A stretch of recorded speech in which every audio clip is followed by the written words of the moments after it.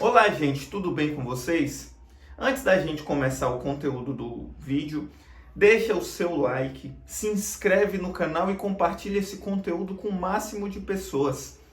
Hoje nós vamos falar sobre casos que mais uma vez acontecem nos estádios brasileiros, que são casos de violência nos estádios, de violência contra jogadores, de violência entre torcidas ou violência de uma forma geral. A gente primeiro não deve analisar esses acontecimentos e esses fatos como fatos isolados. É parte da história do futebol brasileiro. Isso não quer dizer que eu esteja justificando, mas é preciso entender que esses acontecimentos de violência são corriqueiros na história do futebol brasileiro. Haja vista também que nós devemos compreender que a nossa sociedade é uma sociedade extremamente violenta. A sociedade brasileira é uma sociedade que, embora crie-se uma falsa imagem de que somos pacíficos, nas suas raízes, desde a colonização até os dias atuais, é uma sociedade extremamente violenta. E essas violências não são representadas somente na violência física, são representadas nas graves desigualdades sociais, no racismo, na violência que as mulheres sofrem, nas violências contra grupos minoritários. Todas essas são manifestações e expressões da violência na nossa sociedade. E olha, o futebol também é um elemento de compreensão da sociedade. Ele está dentro dela, ele faz parte dela. Ele não é algo apartado dela. Então a violência nos estádios é, de fato, uma violência que é produzida do ponto de vista social.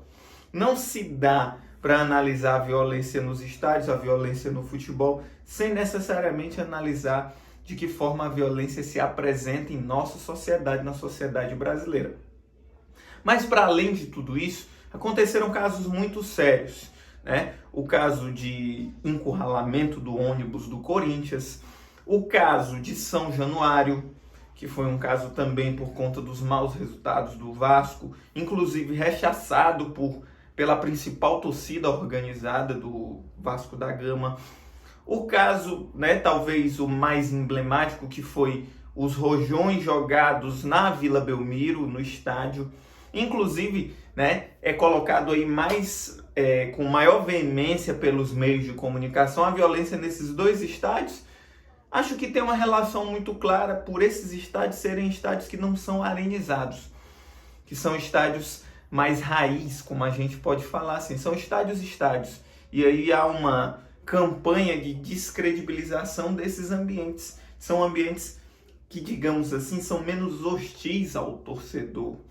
Mas mesmo assim, não dá pra gente justificar essa violência a partir de determinados elementos. É grave, a sociedade brasileira às vezes responde a essas situações meramente após acontecer, não há ações efetivas e do ponto de vista da prevenção dessas ações.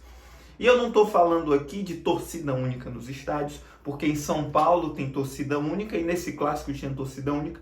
Isso não impediu de violência acontecer dentro do estádio e isso não impede, como é corriqueiramente divulgado, a violência nos redores do estádio, nos arredores, nos bairros, inclusive em lugares mais afastados ali de onde estão os estádios. Então, torcida única não é a solução dos problemas. Não se demonstrou ser. O que o Ministério Público, por exemplo, de São Paulo e os Ministérios Públicos de outros estados propõem com a torcida única é o afastamento daquele torcedor mais popular do estádio. É a transformação do futebol como um espetáculo, não como um lugar que a gente vai torcer para o nosso time, que a gente vai expressar o quanto a gente gosta do esporte, mas na verdade de dizer e de transformá-lo ele apenas em um teatro, em um lugar de espectadores. E aí a grande referência nesse caso é a Inglaterra. A Inglaterra, ou a Europa de uma forma geral, é sempre tomada como referência para isso tudo. Mas a gente não deve tomá-la como referência. Até porque isso também foi um processo de elitização do jeito de torcer na Inglaterra. Bom, e também a Europa não está imune, não é um povo superior, como muita gente quer dizer, não está imune a situações de violência.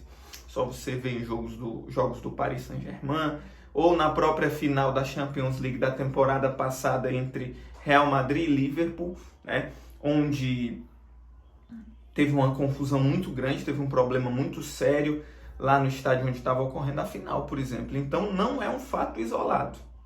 Não é uma situação que é necessariamente oriunda de nós, povos sul-americanos. Recentemente aconteceu no México, quando torcedores lá do Atlas invadiram o estádio. Então tem acontecido em todo o mundo. Mas, de alguma forma, a Inglaterra é tomada por exemplo. Bom, e tem um fato aí muito interessante para a gente analisar, que é o desastre de Hillsborough. Né? O desastre de Hillsborough, né, na cidade de Hillsborough, então, que foi um jogo da semifinal da Copa da Inglaterra, né, para a gente entender um pouco. Semifinal da Copa da Inglaterra que foi entre Liverpool e Nottingham Forest em 1989, quando tiveram problemas ali nas catracas, né, de ingresso, e uma das saídas foi aberta e houve uma superlotação de torcedores e você tinha ali alambrados, grades que dividiam as torcidas, e por conta da superlotação, torcedores morreram sufocados ou até pisoteados. Cerca de 40 torcedores que até os dias, né, 2019, 2020, vinham buscando por justiça e pela condenação dos reais culpados. E o que foi que aconteceu? Teve um papel muito forte aí da imprensa nesse processo de elitização, porque após esse acontecimento, houve um processo que a gente conhece aí, Premier League, o processo de elitizar, o torcedor ficar sentado, o torcedor como um espectador, ingressos muito mais caros, ou seja, hoje você vai num jogo do Manchester United, eu nunca fui, mas dizem-se aí, você vê matérias que tem muito mais a presença de turistas do que propriamente de torcedores do Manchester United, e por aí vai. Então houve um processo de elitização, e o gatilho, né, o fato que culminou nisso foi o desastre de Hillsborough e como a imprensa legitimou este processo. Bom, você tinha ali o auge do hooliganismo, porque o hooliganismo era inclusive uma nomenclatura pejorativa, né, utilizada lá pela Margaret Thatcher, né, odiada por nós, uma figura neoliberal que privatizou grande parte da indústria nacional da Inglaterra, ali da Grã-Bretanha, que foi um governo que legitimou a ordem neoliberal para todo o resto do mundo, especialmente para cá. Isso não teve afora do futebol, por exemplo. Então ela se utilizava, né, de elementos de dizer que os torcedores do futebol eram arruaceiros, que brigavam no intuito de deslegitimar. Inclusive, ela, na lógica tão liberal, louca, perversa do neoliberalismo, ela queria impedir que os torcedores fossem ao estádio. A Margaret Thatcher chegou a dizer uma vez que o futebol devia ser assistido de casa e não ter torcida. Ou seja, tirando ali o coração do futebol, que é a torcida, o movimento, os cânticos, tudo isso.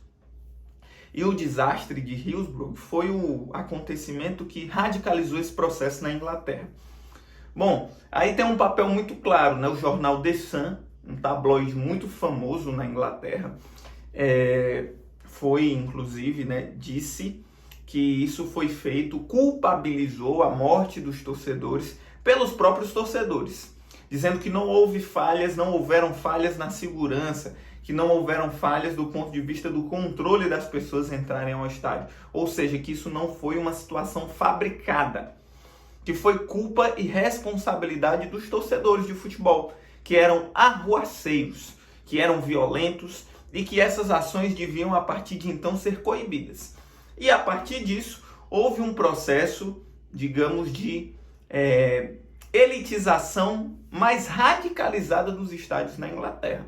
É só você ver hoje que tem times tradicionais da Inglaterra que tem as torcidas com maior pasmaceira nas arquibancadas. Um exemplo disso é a torcida do Arsenal, por exemplo. Esse caso ficou tão conhecido de estigmatização, inclusive dos torcedores do Liverpool, né, pela Margaret Thatcher, que na sua morte todos os times prestaram condolência, menos o Liverpool, das grandes equipes lá da Inglaterra. Inclusive, quando ganha a Champions League, né, o carro que leva os jogadores, ali, o carro de bombeiros, passa em frente à casa de um dos torcedores que morreu nessa situação. Então, esse caso, Esse caso de violência, de morte de torcedores, acarretou num processo de elitização dos estádios na Inglaterra e de um processo cada vez mais de mercantilização do futebol se transformando num produto comercial e com isso afastando os torcedores mais apaixonados. Porque o futebol, embora tenha sido, no caso de muitos países, né, feito, e na Inglaterra, berço lá do futebol, né, a gente pode inclusive considerar produto de uma aristocracia, ele foi apropriado pelas classes trabalhadoras, pelas classes populares. E no Brasil não foi diferente. Quem foi que trouxe o futebol para o Brasil, né? Foram pessoas que iam para fora, para a Inglaterra, para estudar e traziam. E ele foi apropriado por nós. E aí você tem história de importantes clubes no futebol brasileiro que lutaram pela profissionalização do futebol, que tiveram nos seus plantéis os primeiros jogadores negros, aí o caso do Vasco da Gama, que é um fato muito bonito na sua história, o Internacional de Porto Alegre e outros clubes importantes aí nesse contexto. Mas para além disso, o que a gente pode tirar de lição desses casos? É que as soluções, né, aí o STJD, que não é nem um tribunal, mas é uma coisa meio que serve ali só para o futebol, tirou uma interdição da Vila Belmiro e interditou por 30 dias com portões fechados São Januário. Essas soluções são soluções de fato para o problema? Não, porque afastam e responsabilizam pessoas que não estavam ali nessa situação. Essa solução vai acabar com a violência? Não. A violência no esporte, a violência nos estádios, a violência do ponto de vista social não vai ser solucionada. E nem será solucionada com soluções populistas, como eu já falei. Torcida única, essas soluções de jogo sem torcida, diminuição de transporte, porque o que nós temos visto, por exemplo, né, em São Paulo tem os metrôs ali perto dos estádios, você já teve casos de que na saída do estádio o metrô não estava mais aberto, não estava mais funcionando, deixando pessoas ali na rua. No caso aqui do Castelão, por exemplo, você tem uma grande dificuldade para chegar de ônibus no estádio. Ou seja, essas situações, elas afastam essas punições, né, esses cuidados com a violência, eles têm um caráter extremamente classista, tem um caráter de classe social. Porque o intuito dele, na última instância, não é a solução da violência.